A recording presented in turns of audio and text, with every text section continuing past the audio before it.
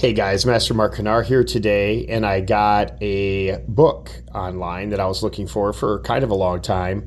It was really outrageously priced, but I found it for about 90 bucks on Amazon, and it's Bahk Tangsoodo, which is with Grandmaster Hwang.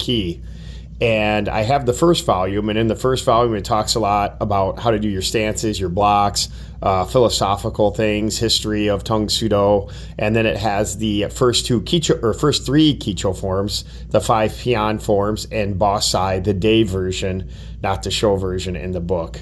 In this book, it has all forms, mostly forms in here. And if you read the first volume, it talks about how Hwang had planned on making a few more volumes, but I believe he only got to volume 2. I don't think he did more forms, but I want to kind of show you what forms are in here. So he has the Nyachi forms, he has Jindo, Lohai, Shipsu, Gongsangun, it's the day version, Sishan, Wanshu, Jian, Oship Sabu, and 3 Ukro forms, and the last one, Hwang Song Hong. I'm not familiar. I know the last one, but I'm not familiar with doing it. Like if I saw it, I would know what it was, but I'm not good at practicing them. The majority of the other ones I know very, very well. If you're looking for Gong Sang Goon, this is the day version, not the show version. And Jian is one that's in here, and they do not have Jian in this book. Oship Sabu is the Mudokwan version. There's also, if you study, there's a show and day version of it that's very similar to 2 karate forms in Shotokan. And I found out recently when you do show and day of Oship Sabu on top of each other, it actually spells out the word completed, that you have completed karate. Because it's one of the last forms in the Shotokan system and also one of the last forms in the Mudokwan system as well. And it's a pretty good book. I would say it's an excellent book. I really enjoyed it. He's got a little bit of history in here. And if you want to look here, he's got a very step-by-step. The thing I like about this book is it talks about each form. It talks about where it was derived from, how old it is. It shows what you're drawing in the ground. A lot of people don't know the word kata in Japanese actually means to carve a symbol in the ground, and each one of the symbols that you carve in the ground have a philosophical meaning.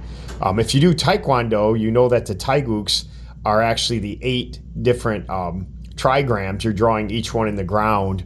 Each one has a philosophical meaning, and you can see that the book is pretty detailed with each pattern.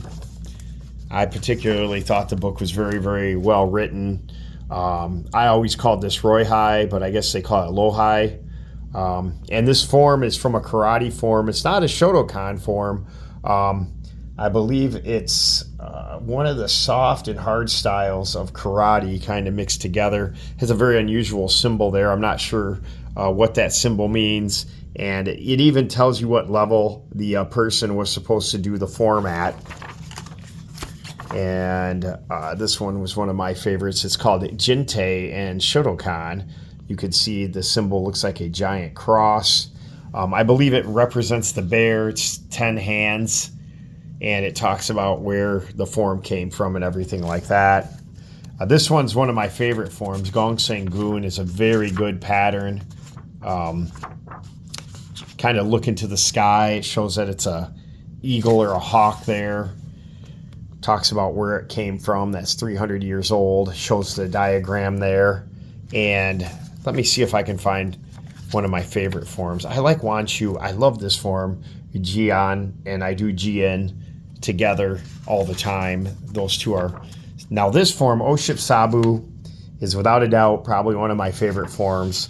Now I know the show and day version of this, and if you do the original Oship Sabu, it's not exactly like the day version. I would say that it's very similar to the day version, but the day version, Oship Sabu Day, has a lot of slow, kind of exhaling, low tension. This one's more of a faster pace form, and I've been studying it, and I like it. It's a good pattern, and it's a very good, well-written what to do in the book here.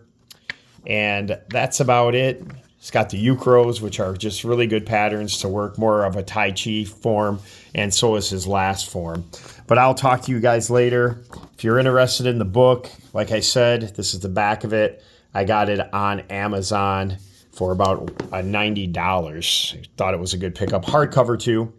If you're a hardcore Mudokwan Tangsoodo person, I would recommend getting this. I'm a fourth dan in the Mudokwan, and I've been doing it since 1995. So I enjoy doing Tangsoodo. I'll talk to you later. Bye.